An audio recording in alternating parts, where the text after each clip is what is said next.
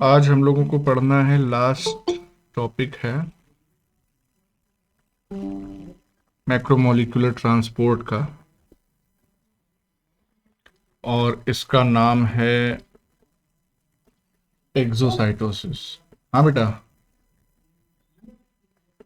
कोई बोल रहा है कुछ?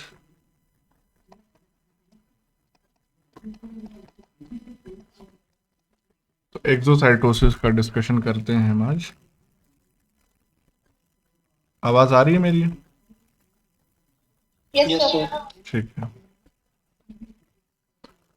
देखिए, एक्सोसाइटोसिस एंडोसाइटोसिस से हम लोग काफ़ी परिचित हो चुके हैं, तो उसी का अपोजिट प्रोसेस होता है एक्सोसाइटोसिस। बेसिकली इसमें क्या है, वेसिकल्स के फॉर्म में जो सेल के अंदर का कंटेंट है वो बाहर डिलीवर कर दिया जाएगा। तो एक्सोसाइटोसिस इसमें होता क्या है basically?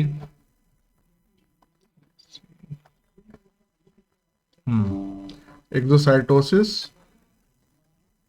it is a process in which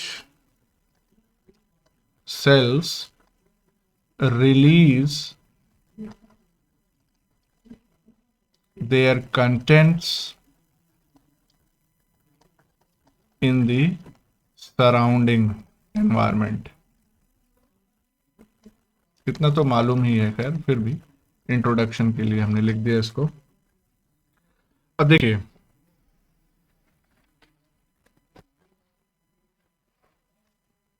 ये जो प्रोसेस है एक्सोसाइटोसिस की, ये बेसिकली दो टाइप में डिवाइड की जा सकती है, क्लासिफाई की जा सकती है। और वो दो टाइप्स क्या क्या हैं?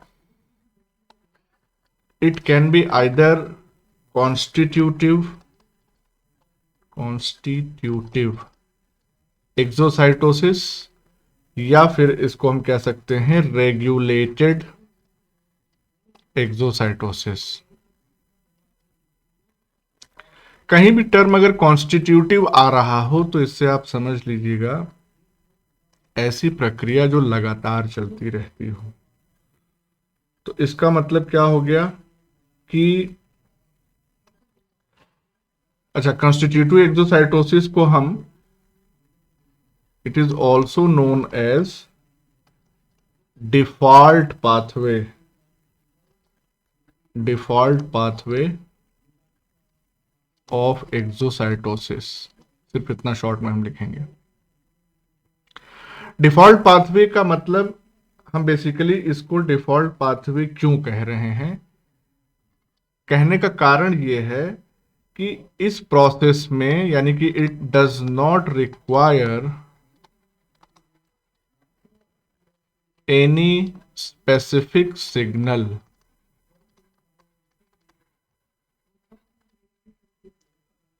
तो कॉन्स्टिट्यूटिव एक्सोसाइटोसिस होने के लिए किसी सिग्नल की, स्पेसिफिक सिग्नल की रिक्वायरमेंट नहीं होती है। इसीलिए कहीं भी अगर होना हो एक्सोसाइटोसिस और सिग्नल अवेलेबल नहीं है तो बाय डिफॉल्ट यही प्रोसेस होगी। अभी हम इसी की डिस्कशन करते हैं। दूसरी बात, it is carried out by all cells. सभी सेल्स जो है वो कॉन्स्टिट्यूटिव वाला करती हैं एक्सोसाइटोसिस। और इट इज सिग्नल इंडिपेंडेंट। यही सब पॉइंट्स ऑफ डिफरेंस याद रखने हैं आपको। तो अगर हम कॉन्स्टिट्यूटिव एक्सोसाइटोसिस के कुछ एग्जांपल्स की बात कर लें तो हमारे पास, लेट्स चेंज द कलर। सबसे पहला एग्जांपल है रिलीज ऑफ कोलाजन। कोलाजन एक प्रोटीन होती है, बाय फाइब्रोब्लास्ट्स। ये एक एग्जांपल है। Then release of serum proteins by hepatocytes. Liver बहुत तरीके की प्रोटीन्स बनाता है, तो उनका जो रिलीज होगा फ्रॉम द हेपेटोसाइट, उसको भी हम इसी प्रोसेस में इंक्लूड करेंगे, हेपेटोसाइट। इसके अलावा release of antibodies from activated B lymphocytes या बी सेल्स लिख दे रहे हैं सिर्फ। तो ये कुछ एग्जाम्पल्स हैं कॉन्स्टिट्यूटिव एक्सोसाइटोसिस के। अब हम बात कर लेते हैं जरा रेगुलेटेड वाले की। तो रेगुलेटेड वाले का क्या हिसाब किताब है, लेट्स सी। रेगुलेटेड वाला जो होता है, it is carried out by specialised cells, सभी सेल्स नहीं करेंगी। दूसरा कि इट इज सिग्नल डिपेंडेंट, किसी स्पेसिफिक सिग्नल के मौजूदगी में ही ये एक्सोसाइटोसिस की प्रोसेस होगी। अब ये जो स्पेशलाइज्ड सेल्स हैं ये कौन कौन सी हो सकती हैं, तो इसके लिए हम नेक्स्ट यहां पे देखते हैं स्पेशलाइज्ड सेल्स।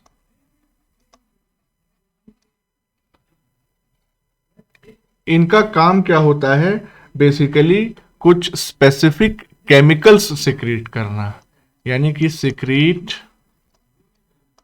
स्पेसिफिक केमिकल्स जैसे कि हॉर्मोन्स, न्यूरोट्रांसमीटर्स,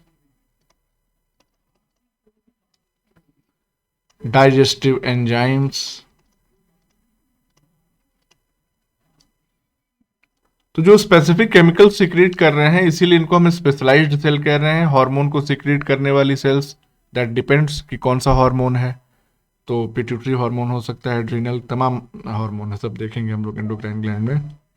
न्यूरोट्रांसमीटर्स इसी तरह से ब्रेन की सेल्स रिलीज करती हैं, स्पेशली हाइपोथैलेमस के जो सिक्रीशंस होते हैं। डाइजेस्टिव एंजाइम्स आपको मालूम है, और उसमें भी स्पेसिफिक सेल्स होती हैं। डाइजेस्टिव सिस्टम तुम लोगों ने पढ़ लिया है कि नहीं पढ़ा है अभी? No sir. नहीं पढ़ा? नहीं। अच्छा अच्छा, अभी नर्वस एंडोक्राइन पढ़ा? नो सर, सिर्फ नर्वस नहीं सर। अभी सिर्फ नर्वस सिस्टम चल रहा है, मसल सिस्टम नहीं स्टार्ट हुआ? मसल मसल नहीं सर, मसल और नर्वस सिस्टम हो गया। अच्छा अच्छा, चलो तो ठीक है। भी बहुत बड़ा हुआ है। बहुत तो मेरे भी पोर्शन में पड़ा हुआ है, लेकिन फिर भी कंप्लीट हो जाएगा, घबराओ नहीं।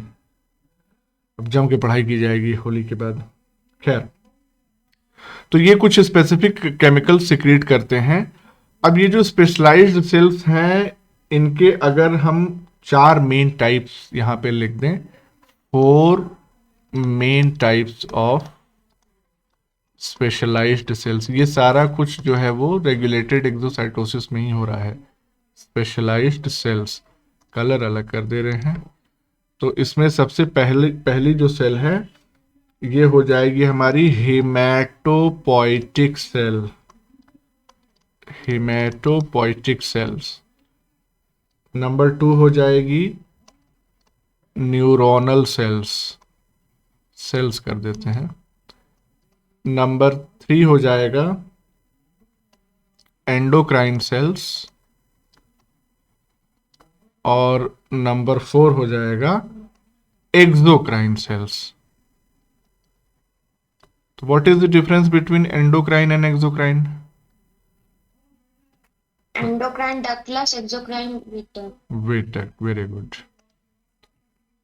और एक पॉइंट अगर उसमें और हम ऐड कर सकें, एंडोक्राइन के जो सिक्रीशंस होते हैं वो डायरेक्टली ब्लड स्ट्रीम में रिलीज होते हैं, जबकि एक्सोक्राइन के जो सिक्रीशंस होते हैं वो किसी न किसी ल्यूमेन में या किसी कैविटी में रिलीज होते हैं।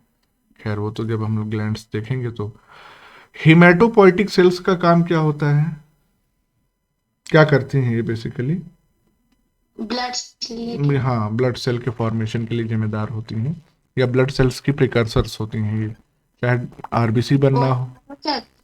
हाँ exactly, bone marrow cells based on their location. Neuronal cells जैसा कि हाइपोथैलेमस में पाई जाती हैं, और भी तमाम होती हैं। एंडोक्राइन सेल्स पता ही है आपको, एक्सोक्राइन सेल्स भी हमने देख लिया। तो ये अभी के लिए सिर्फ इसका नाम जानना जो है वो जरूरी है। सर आपकी आवाज बहुत मच मच के आ रही है, पता नहीं हमें को आ रही है सर। सभी लोगों को सही नहीं आ रही है क्या? Yes, sir. अच्छा एक एक सेकंड। अभी तक कोई बोल नहीं रहा। अरे तो बोल देना चाहिए ना ये सब। एक सेकंड।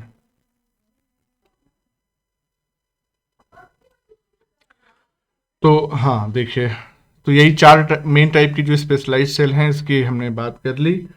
अब इसके बाद रेगुलेटेड जो एक्सोसाइटोसिस है उसके एक आध पॉइंट्स हम और देख लेते हैं। तो इन द सेम लाइन, इधर ही राइट हैंड साइड पे ही,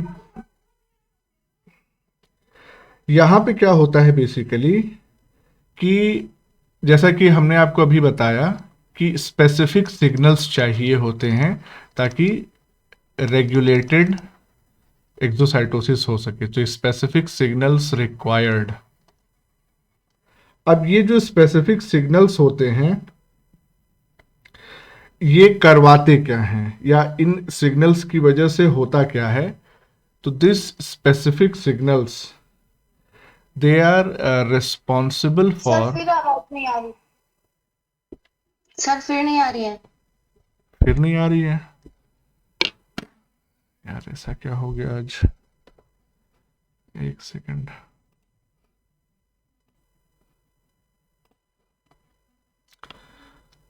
हाँ, तो ये जो स्पेसिफिक सिग्नल्स हैं ये किस लिए रिस्पॉन्सिबल हैं।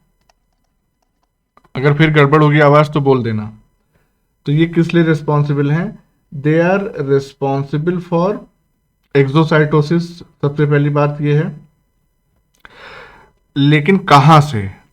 They are responsible for regulated exocytosis by TGN, यानी कि trans Golgi network. Trans Golgi network के थ्रू जो भी एक्सोसाइटोसिस होनी है, यानी कि ये ट्रांस वाले पोर्शन से जब सिक्रेटरी वेसिकल्स बन के बाहर की तरफ यानी प्लाज्मा मेम्ब्रेन की तरफ जाएंगे तो इस दौरान इनको सिग्नल सीक्वेंस की रिक्वायरमेंट होगी या स्पेसिफिक सिग्नल्स की रिक्वायरमेंट होगी, जिसके हेल्प से इनको पता चलेगा इन वेसिकल्स को कि भैया हमको इस प्लाज्मा मेम्ब्रेन के पास पहुंचना है। इसका डिटेल हम लोग देखेंगे। अभी हमने देख लिया है एंडोसाइटोसिस की प्रोसेस बहुत डिटेल में। एक्सोसाइटोसिस में इतना डिटेल नहीं देखेंगे हम लोग, तब देखेंगे जब मेम्ब्रेन फ्यूजन पढ़ेंगे, उसमें भी बहुत सारी चीजें आएंगी। तो अभी के लिए फिलहाल आप इतना जानिए कि ये जो ट्रांस गोल्जी नेटवर्क है इससे जो भी ये सेक्रेटरी वेसिकल्स निकल रही हैं इनको प्लाज्मा मेम्ब्रेन तक पहुंचने के लिए जो सिग्नल चाहिए होता है, मतलब सिग्नल चाहिए ही होता है, कलर नहीं चेंज हुआ, सिग्नल ठीक है। ये सिग्नल इनको यहीं पे जैसे गोल्जी बॉडी से निकलेंगे यहीं पे ऐड कर दिया जाएगा। एक चीज ये हो गई। अब ध्यान दीजिए कि एक्सोसाइटोसिस करने की या एक्सोसाइटोसिस जो सेल्स परफॉर्म करती हैं उन सेल्स को हम बेसिकली क्या कहते हैं। उन सेल्स को हम कहते हैं secretary sales,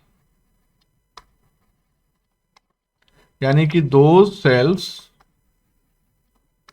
which perform exocytosis.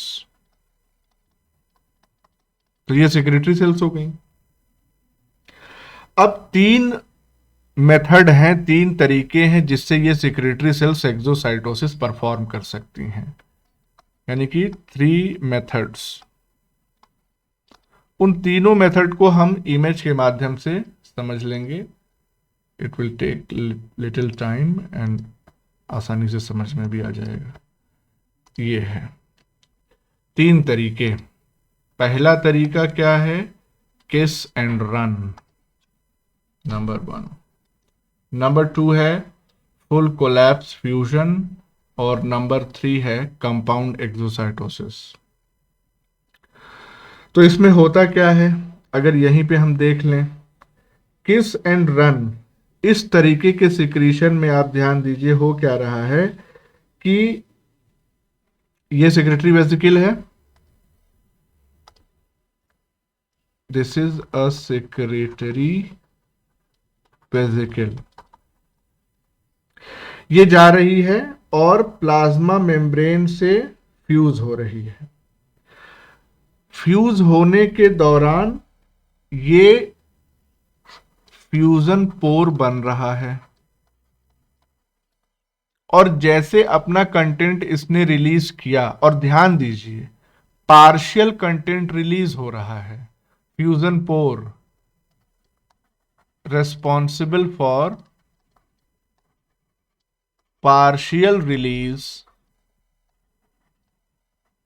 Of content, पूरा कंटेंट रिलीज नहीं हो रहा है क्योंकि लास्ट में यहां पे बचा है।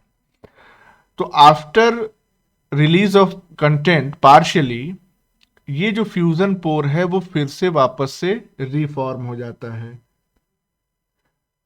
तो यहां पे हम लिख सकते हैं रीफॉर्म्ड फ्यूजन पोर। वेसिकल आया, इसने प्लाज्मा मेम्ब्रेन को किस किया, अपना थोड़ा सा कंटेंट डिलीवर कर दिया और उसके बाद अपना समूह लेके वापस चला गया, जाने दो। ये एक तरीका हो सकता है। दूसरा तरीका क्या होता है? Full collapse fusion. यहां पे क्या हो रहा है, यहां पे ये सिक्रेटरी वेसिकल आ रही है, ये प्लाज्मा मेम्ब्रेन से, दिस इज प्लाज्मा मेम्ब्रेन, इससे फ्यूज कर रही है सिक्रेटरी वेसिकल, और कंटेंट के साथ साथ अपना मेम्ब्रेन भी डिलीवर कर दे रही है। ये प्लाज्मा मेम्ब्रेन, कंटेंट तो बाहर चला गया लेकिन इसकी जो मेम्ब्रेन है ये भी इसके साथ एडजॉइन कर गई, फ्यूज कर गई, यानी कि पूरी तरह से ये कोलैप्स हो जाती है। तो this is called as full collapse fusion. यहां पे सारा कंटेंट रिलीज होगा और दूसरा ये जो क्या हो रहा है, this is basically integration of vesicular या vesicle membrane into plasma membrane. आवाज ठीक आ रही है? अब कोई ब्रेक तो नहीं है? नो सर, अब सही आ रही। हाँ ठीक है। तो यहां पे इंटीग्रेशन हो गया वेसिकल मेम्ब्रेन का इनटू द प्लाज्मा मेम्ब्रेन, बस ठीक है। कंटेंट यहां फुली डिलीवर होगा, वो दिख रहा है। तीसरा है कंपाउंड एक्सोसाइटोसिस। तो इसमें क्या होता है, ये छोटे छोटे जो वेसिकल्स हैं, यानी कि इसको हम कह सकते हैं स्मॉल वेसिकल्स, ये हो गया, ये हो गया, ये बाकी, इनका होगा फ्यूजन और इस फ्यूजन की वजह से एक जायंट वेसिकल तैयार होगा और ये जायंट वेसिकल फाइनली जाके प्लाज्मा मेम्ब्रेन से फ्यूज करेगा और कंटेंट को एक साथ रिलीज करेगा। इसका मतलब यहाँ पे huge quantity of the content is delivered to the outside of the cell, यानी कि लिख दें इस पॉइंट को, huge quantity of content is delivered.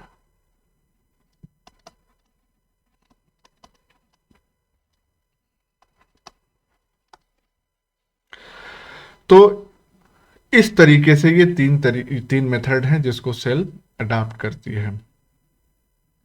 अब सवाल ये आता है, इसमें आपको एक हम होमवर्क देंगे, सुन लो होमवर्क को अच्छे से। इन तीनों मेथड्स के कम से कम एक एक एग्जाम्पल आपको सर्च करने हैं अपने लेवल पे, जैसे भी सर्च करो, नहीं मिलेगा तब बताना हमको।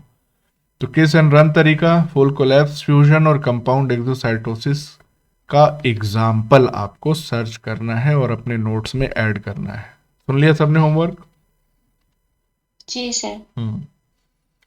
इस तरीके से मैक्रोमोलिक्यूल्स का जो ट्रांसपोर्ट अक्रॉस प्लाज्मा मेम्ब्रेन हो रहा है, या हाँ अंदर से बाहर या बाहर से अंदर, वो हमने देख लिया। सर यस, वो एक दिन डायबिटीज वाला क्वेश्चन आपने पूछा था, उसका आंसर किसी ने नहीं दिया। हाँ उसका आंसर तो किसी ने नहीं दिया। बताओ फिर, किसी के पास है उसका आंसर? बताओ कितने लोगों सर को, आप ही बता दीजिए। नहीं कितने लोगों ने याद, कितने लोगों को याद है कि वो क्वेश्चन हमने पूछा भी था? यस सर, याद है।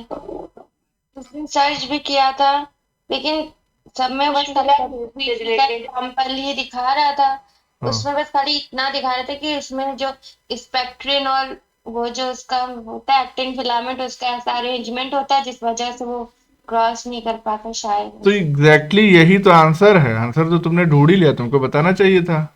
तो हमको ये आंसर लग रहा था कि सही नहीं होगा। नहीं, सही क्यों नहीं है, बिल्कुल। ये देखो, ये अब सुन लो, इस बात को सभी लोग ध्यान से सुन लो। जो माइक्रोट्यूब्यूल्स और माइक्रोफिलामेंट्स होते हैं, ये सेल का स्केलेटन बनाते हैं। माइक्रोट्यूब्यूल, माइक्रोफिलामेंट्स और इंटरमीडिएट फिलामेंट्स साइटोस्केलेटन तैयार करते हैं सेल का। और उस साइटोस्केलेटन को हम लोग कभी कोई दर्जा नहीं देते हैं प्रॉपरली। तुमने कभी साइटोस्केलेटन को सीरियसली लिया आज तक की अपनी जितनी भी पढ़ाई है उसमें? किसी ने भी? बताओ हमको। अभी तक तो सही से पढ़ा भी नहीं सही है, से मतलब पढ़ा ही नहीं। एग्जैक्टली उसको ना ना टीचर्स एक्सप्लेन करते हैं और ना बच्चे के अंदर इतना वो रहता है कि वो खुद से उसको समझ सके। मेन चीज ये है। ईआर पढ़ लिया, गाल्जी बॉडी पढ़ लिया, माइटोकॉन्ड्रिया पढ़ लिया, प्लांट सेल है तो क्लोरोप्लास्ट पढ़ लिया और राइबोसोम पढ़ लिया और न्यूक्लियस पढ़ लिया, बस हो गया। जो सेल का साइटोस्केलेटन है उसका कितना अहम रोल है सेल को अपना शेप, अपना स्ट्रक्चर और उस सेल के अंदर ये जो हम पूरा पढ़ाए हैं अभी तुम लोगों को, एंडोसाइटोसिस और एक्सोसाइटोसिस, इसमें ये वेजिकल जो टहल रही हैं, ये ऐसे नहीं फ्री में इधर उधर कहीं टहल रही हैं।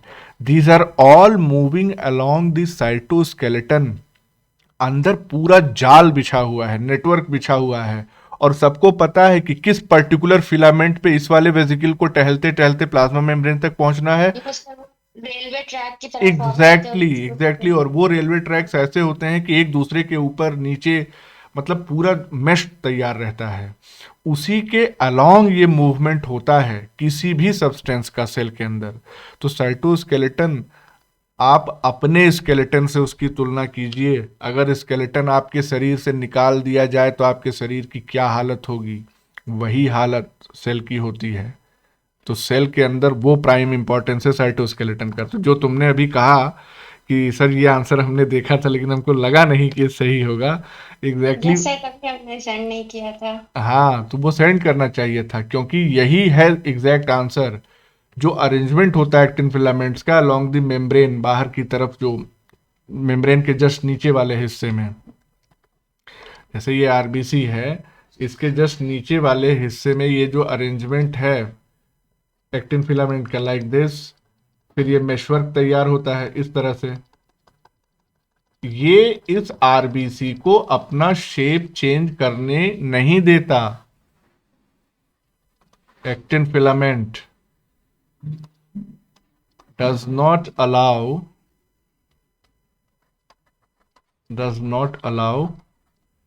RBC to change its shape। और जब ये अपना शेप ही नहीं चेंज कर पाएगी तो ये डायपेडेसिस या अमीबॉइड मूवमेंट कैसे शो करेगी? याद होगा पहले लेक्चर में शायद हमने स्यूडोपोडिया का फॉर्मेशन कैसे होता है अमीबा में, ऐसा कुछ बताया था क्लास में यस सर। कुछ? एक्सोप्लाज्म में हाँ, उसमें क्या क्या इन्वॉल्व हो रहा था उस स्यूडोपोडिया को फॉर्म करने के लिए? कौन सा साइटोस्केलेटल एलिमेंट? एक्टिन, नहीं ट्यूब, भूल गए पहला लेक्चर। माइक्रोफिलामेंट किस चीज के बने होते हैं? प्रोटीन नहीं, कौन सी प्रोटीन? सही बोल रहे हो, एक्टिन प्रोटीन के ही बने होते हैं ना माइक्रोफिलामेंट। माइक्रोफिलामेंट तो एक्टिन, माइक्रोट्यूब्यूल किस चीज के बने होते हैं? ट्यूबुलिन प्रोटीन के। Yes sir. तो हमने यही बताया था कि अरेंजमेंट वहां पे अलग तरीके से होता है, इसलिए स्यूडोपोडिया का फॉर्मेशन हो जाता है। जब फॉर्मेशन होना होता है इनफैक्ट तो एक्युमुलेट होते हैं एक्टिन आके वहां पे, तो इस तरह से स्यूडोपोडिया बाहर निकल जाता है सेल से, है ना, यहाँ पे एक्युमुलेशन हो जाता है एक्टिन का। जी सर। तो इसी तरह से यहाँ पे चूंकि यूनिफॉर्मली, इसीलिए देखा होगा कि आरबीसी का एक स्पेसिफिक शेप होता है, क्या कहते हैं उसका नाम है? बाइकॉनकेव। वो शेप इसीलिए होता है क्योंकि अरेंजमेंट ये माइक्रोफिलामेंट्स का इस तरह से होता है, एक्टिन फिलामेंट जिसको हम कह रहे हैं। तो इसीलिए वो शेप अपना चेंज नहीं कर सकती एंड दस कैन नॉट शो डायपिडेसिस। ठीक है, तो इसको ये एडिशनल है पेज, मिटा नहीं रहे हैं इसको। अब आते हैं नेक्स्ट, यानी कि अब हमने कई प्रोसेसेस सेल के अंदर होने वाले देख लिए हैं। अब हम स्टार्ट करेंगे ऑर्गेनेल्स पढ़ना, सेल का एक एक ऑर्गेनेल डिस्कस करना स्टार्ट करेंगे आज से। तो सबसे पहला ऑर्गेनेल जो हम लोग स्टार्ट करने जा रहे हैं वो है राइबोसोम्स। बचपन से आप इसको पढ़ते चले आ रहे हैं राइबोसोम्स को। राइबोसोम्स के बारे में बहुत सारी जानकारी आपको होगी। बेसिकली राइबोसोम्स होते क्या हैं? They are ribonucleoprotein in nature. इसका मतलब क्या हो गया कि इसमें आरएनए होगा प्लस प्रोटीन होगा। एक बात हमको ये बताओ, राइबोसोम्स जो होते हैं क्या इनके ऊपर कोई मेम्ब्रेन होती है क्या? नहीं सर। हाँ, नहीं होती। जैसे लाइसोसोम में मेम्ब्रेन होती है, माइटोकॉन्ड्रिया की अपनी मेम्ब्रेन, क्लोरोप्लास्ट की है, न्यूक्लियस की है, गोल्जी बॉडी की मेम्ब्रेन है, यार की, ये तो एंडोमेम्ब्रेन सिस्टम का ही पार्ट है सब। राइबोसोम्स पे कोई मेम्ब्रेन नहीं होती है। तो क्या ट्रू सेंस में हम राइबोसोम को ऑर्गेनेल कह सकते हैं क्या? नहीं सर, इसको ऑर्गेनल ऑर्गेनल कहते हैं। ऑर्गेनेल विद इन ऑर्गेनेल इसको कहते हैं। और मान लो फ्री राइबोसोम जो साइटोप्लाज्म में पाया जा रहा होगा उसको तब क्या कहोगे? ये मान लो सेल है, दिस इज सेल, ये न्यूक्लियस है, यूकैरियोटिक सेल की हम बात कर रहे हैं, और यहाँ पे ये फ्री राइबोसोम्स। तो अगर उसको राइबोसोम नहीं कहेंगे तो कोई केमिकल समझ लेंगे, और क्या। केमिकल तो है ही है, basically it is a combination of chemicals. Ribonucleotide. Yes, actually में राइबोसोम को कहा जाना चाहिए macromolecule yes sir. Behaving like an organelle.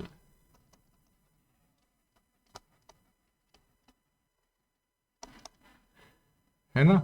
तो ये एक मैक्रो मॉलिक्यूल है भाई। आरएनए भी एक मॉलिक्यूल है, ऑलरेडी मैक्रो होता ही है, उसमें प्रोटीन और जुड़ गई तो और बड़ा हो गया। तो it is a macro molecule behaving like an organelle. ये थोड़ा सा ये कॉन्सेप्ट आप ध्यान रखिएगा कि कभी इस तरह की चीजें, इस तरह के सवाल में भी एग्जाम में ना पूछे जाएं, इंटरव्यू के दौरान पूछ लिए जाते हैं। क्योंकि जब नेट जेआरएफ क्वालिफाई करके पीएचडी के लिए अप्लाई करोगे तो इंटरव्यू देना पड़ता है, तो उसमें थोड़े इस तरह के ट्रिकी क्वेश्चंस पूछते हैं। देखते हैं कि कितना फंडामेंटल अंडरस्टैंडिंग है, नॉलेज है आपको। खैर, आगे बढ़ते हैं इसमें राइबोसोम्स में। राइबोसोम्स जो होते हैं इनका स्फेरिकल जैसा स्ट्रक्चर होता है, और इनके अगर हम एवरेज डायमीटर की बात करें, एवीजी समझ लोगे? नहीं, बहुत शॉर्ट नहीं लिखेंगे नहीं तो पता चले। एवरेज डायमीटर, डायमीटर इसका होता है 2.5 नैनोमीटर से लेके 2.8 नैनोमीटर। ये जो वैल्यू है, this is for E coli measured value है, and this is for a typical mammalian cell. तो मैमेलियन सेल के राइबोसोम्स थोड़े से बड़े होते हैं क्योंकि उसमें ये सब यूनिट्स थोड़ी सी ज्यादा होती हैं। अच्छा, अब आपको ये भी मालूम होगा कि राइबोसोम्स जो होते हैं वो कितनी सब यूनिट से मिलके बने होते हैं? 2 सब यूनिट्स। फंक्शनल राइबोसोम, ध्यान दीजिएगा, फंक्शनल राइबोसोम्स हैव 2 सब यूनिट्स। एक एक टर्म पे आपको ध्यान देना है। वाई फंक्शनल पे हम क्यों अंडरलाइन कर रहे हैं? क्योंकि जब राइबोसोम्स अपना फंक्शन परफॉर्म करने पे आते हैं या करने की तैयारी करते हैं, उस दौरान उनमें 2 सब यूनिट्स होती हैं, और जब ये फंक्शनलेस होते हैं, काम नहीं कर रहे होते हैं, तो ये दोनों सब यूनिट्स अलग अलग हो जाती हैं।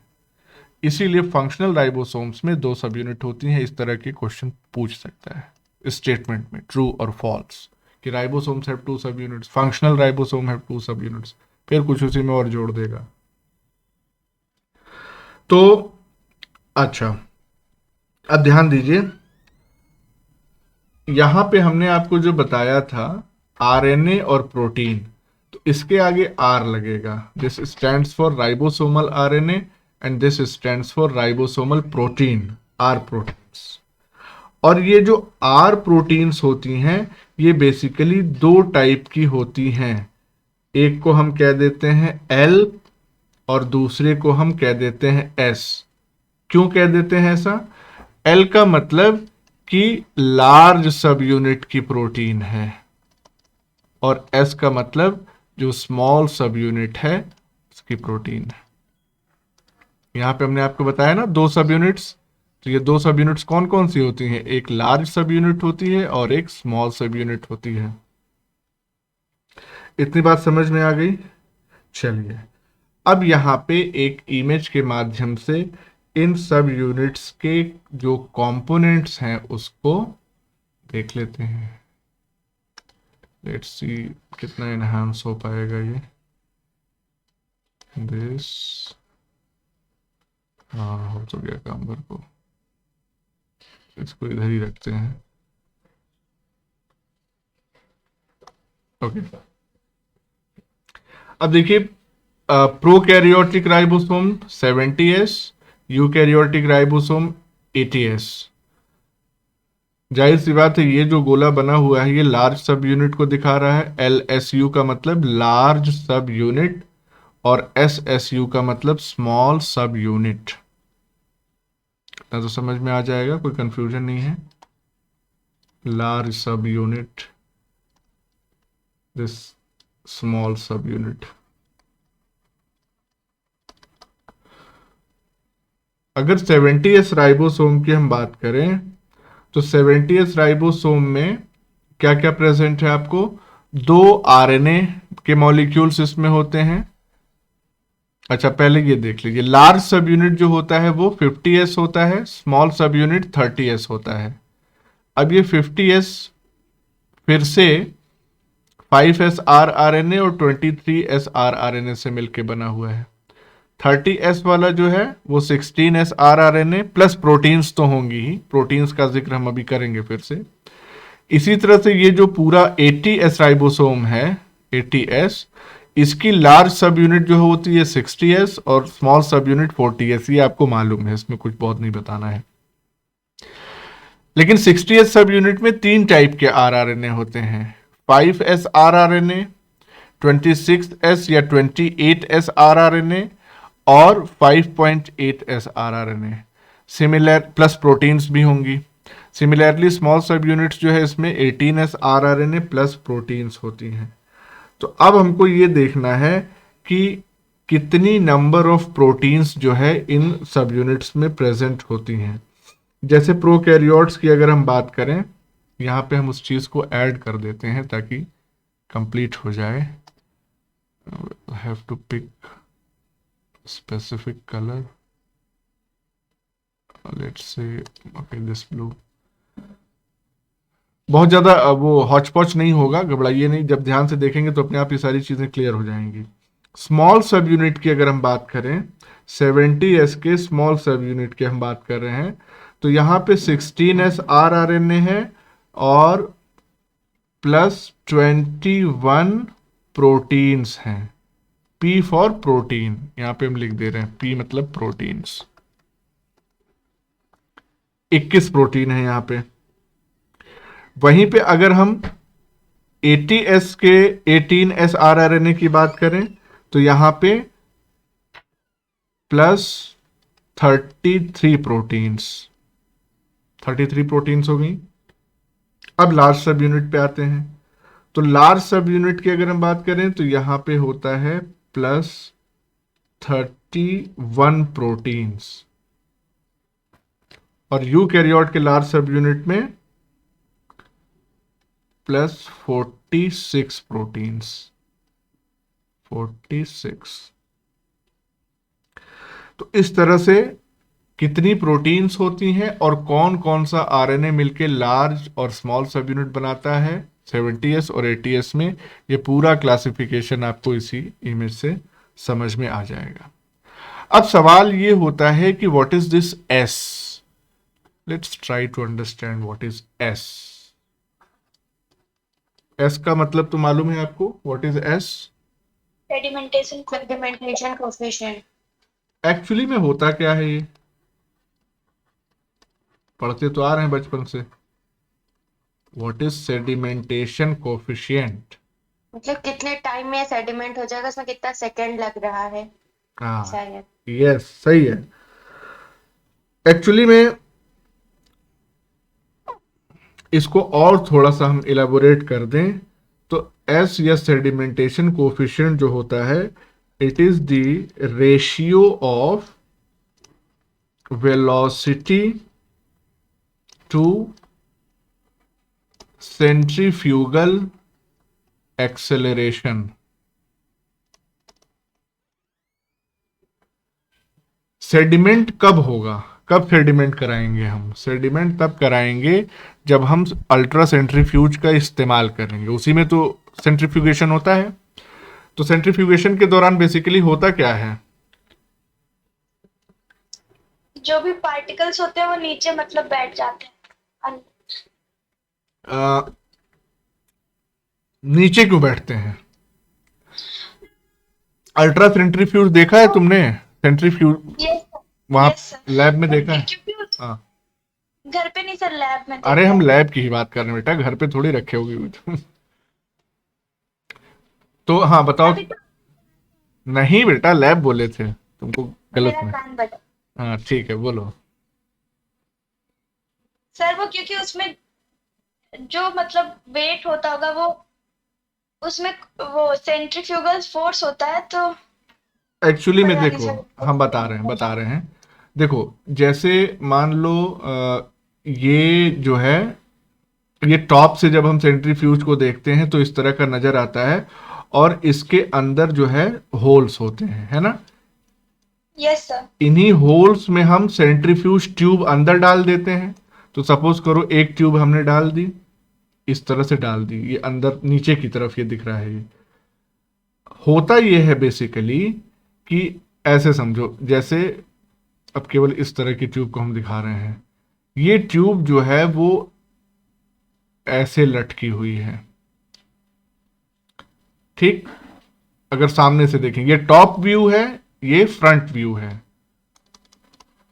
ऊपर से देख रहे हैं और ये सामने से देख रहे हैं, फ्रंट व्यू। इस तरीके से अंदर गड्ढा होता है पूरा इस ट्यूब को अकोमोडेट कराने के लिए, तो उसमें अंदर चला गया। जब ये रोटेट करना शुरू करता है किसी भी डायरेक्शन में, क्लॉकवाइज एंटी क्लॉकवाइज, जैसे भी, कोई दिक्कत नहीं। जब ये रोटेट करना शुरू होता है तो ये जो सेंट्रीफ्यूज ट्यूब है ये हो जाती है इस डायरेक्शन में, ऐसे। वो हुक होता है जो यहाँ पे फंसा रहता है, और हुक की जरूरत भी नहीं है। बेसिकली इसके अंदर का पूरा सेटअप ही ऐसा होता है जो मूवेबल होता है। फिलहाल सिंपली इससे ऐसे ही समझो कि यहाँ पे कोई ना कोई हुक ही होगा, हुक वाला ही कॉन्सेप्ट समझ लो, जिसकी वजह से जब ये रोटेट करना शुरू करेगा तो अब ये नीचे की तरफ नहीं होगा, बल्कि ये 90 डिग्री एट राइट एंगल हो जाएगा और इसी तरीके से रोटेट करेगा। ऐसे समझो सिंपली, जैसे धागा लेते हो और ईंटा उसमें बांध देते हो, छोटा सा कंकड़, और जब हाथ में ऐसे पकड़े रहते हो तो कंकड़ किधर की तरफ रहता है? जमीन की तरफ, नीचे की तरफ। और जब उसको रोटेट करना शुरू करते हो तो फिर नीचे से वो उठता हुआ कैसे आ जाता है? एकदम right angle to the direction of gravity आ जाता है कि नहीं? समझ में आया? Yes sir. सिमिलरली यहाँ पे भी जब रोटेशन स्टार्ट होता है तो नीचे की तरफ न रह के इस डायरेक्शन में। अब क्या हो रहा है, जो सेंट्रीफ्यूगल फोर्स है वो किस डायरेक्शन में लगता है? Away from centre. Centrifugal force away from centre. तो अब जितना इधर की, जितना तेजी से ये घूमेगा उतना ज्यादा फोर्स जो है वो नीचे की तरफ, बॉटम की तरफ लगता चला जाएगा। इसीलिए जो भी चीजें होंगी ये पहुंच जाएंगी बॉटम पे। तो ये चली जाएंगी बॉटम पे, इसीलिए बॉटम में जाकर डिपॉजिट हो जाता है बिकॉज ऑफ दिस। तो अब चलिए, ये तो हो गया सेंट्रीफ्यूज की बात। एक बार लैब में भी उसको दिखा देंगे, चला के दिखाएंगे, फिर ज्यादा समझ में आएगा। ये बेसिकली क्या है, S ratio of velocity to centrifugal acceleration. इसका मतलब क्या हो गया, वेलोसिटी की यूनिट क्या होती है, मीटर पर सेकंड, एक्सेलरेशन की यूनिट क्या होती है, बताओ।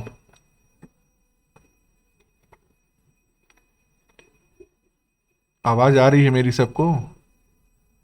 ये सर आ रही है, हमको फिजिक्स का नहीं पता। मीटर पर सेकंड स्क्वायर। हाँ देखो, इसको पता है, मीटर पर सेकंड स्क्वायर।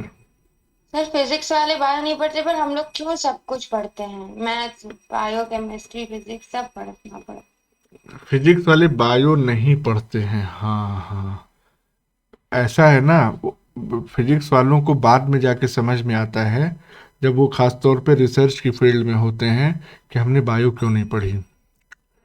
फिर वो बायो पढ़ना शुरू करते हैं, कैसे, बायोलॉजिकल प्रॉब्लम्स पे वर्क करना शुरू करते हैं।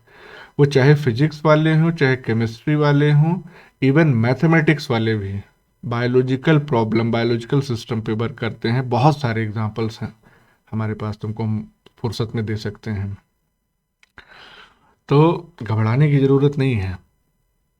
फिजिक्स एक बहुत अच्छा सब्जेक्ट है, तुमको अच्छे से पढ़ाया नहीं किसी ने, नहीं तो हमको तो बहुत इंटरेस्टिंग लगता है। खैर, ये एस स्क्वायर जाएगा कहाँ, टॉप पे, this M will like this, तो ये क्या हो जाएगा, इस m से ये m कैंसिल हो जाएगा, इस s से ये स्क्वायर वाला कैंसिल हो जाएगा, तो फाइनली हमको मिलेगा s, s फॉर सेकंड।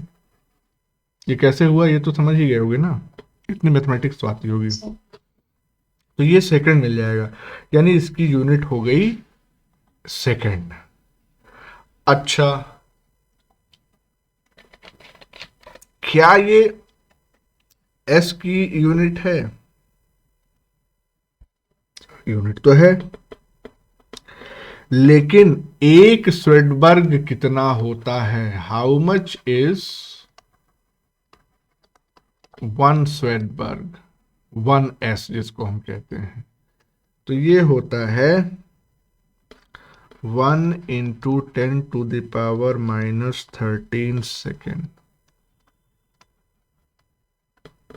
ये वैल्यू याद रखिएगा, कहीं अगर गलती से पूछते।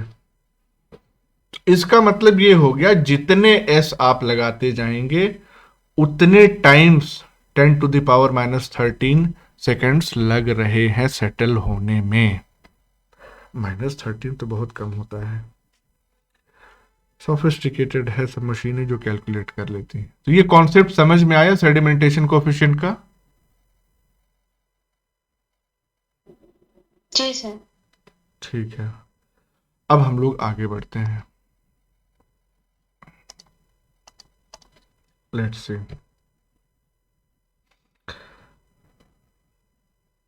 अगर राइबोसोम जो है वो आरएनए से बन रहा होगा, तो इसका मतलब ये हो गया कि उस आरएनए को कोड करने के लिए डीएनए भी होगा। तो अब हम लोग उस डीएनए के ऑर्गेनाइजेशन की स्टडी करेंगे, यानी कि आरडीएनए ऑर्गेनाइजेशन। आरडीएनए से कंफ्यूज मत होना, आरडीएनए बेसिकली राइबोसोमल आरएनए को कोड करने वाला डीएनए होता है, ध्यान दीजिए।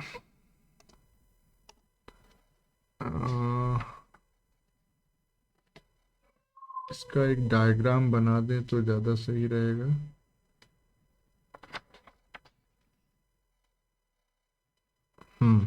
With the help of a diagram we will understand this. ये हो गया हमारा डबल स्ट्रैंडेड डीएनए,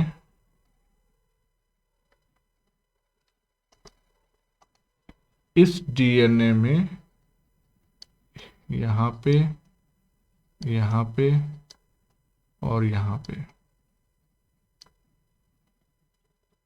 ये 18S, this 5.8S and this 28S, ठीक। ये क्या है, these are all R RNA genes, ये है हमारा डीएनए मॉलिक्यूल। अब ये जो आरएनए जीन्स होती हैं, खासतौर पे ये हम 18S, 5.8S और 28S, इसका मतलब कि हम किसकी बात कर रहे हैं? हम बात कर रहे हैं 80S राइबोसोम की, यानी कि यूकैरियोटिक राइबोसोम। 80S इसकी बात कर रहे हैं हम, इसी में ये जीन्स प्रेजेंट होती हैं। तो ये जो तीनों जीन्स होती हैं, क्यों यही 3 जीन हमने दिखाई, इसमें इसके अलावा 5S भी तो होती है, वो क्यों नहीं दिखाई? ऐसा इसलिए क्योंकि ये तीनों जीन जो हैं वो एक सिंगल ट्रांसक्रिप्शन यूनिट में अरेंज्ड होती हैं, यानी कि these RNA genes are organised as a single transcription unit.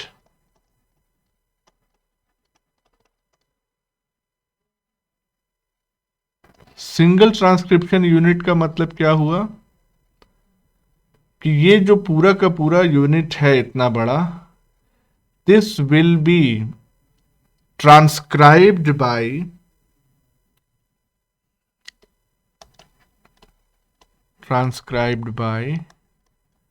RNA Pol 1 in a single event.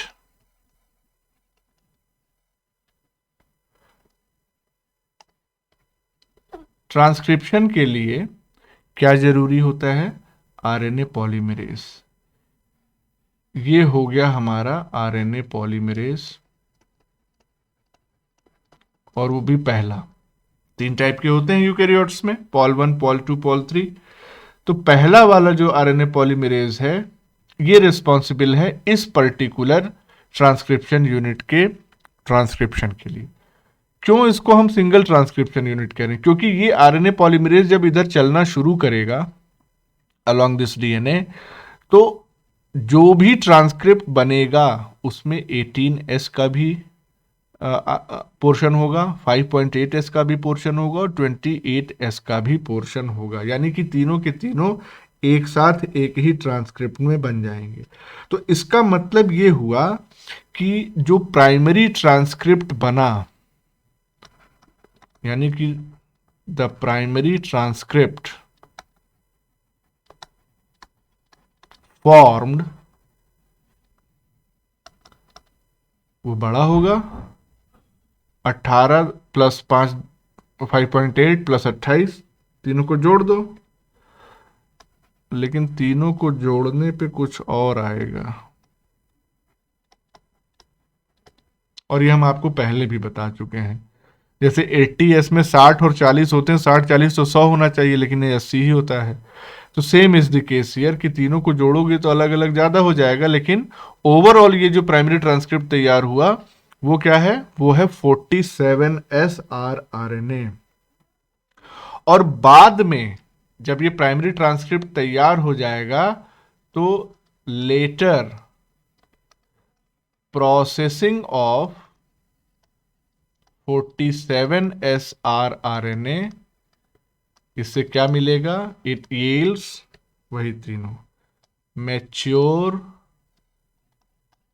18S, 5.8S and 28S RNS. फिर आवाज ब्रेक होने लगी। फिर ब्रेक हो रही है, क्या इशू है?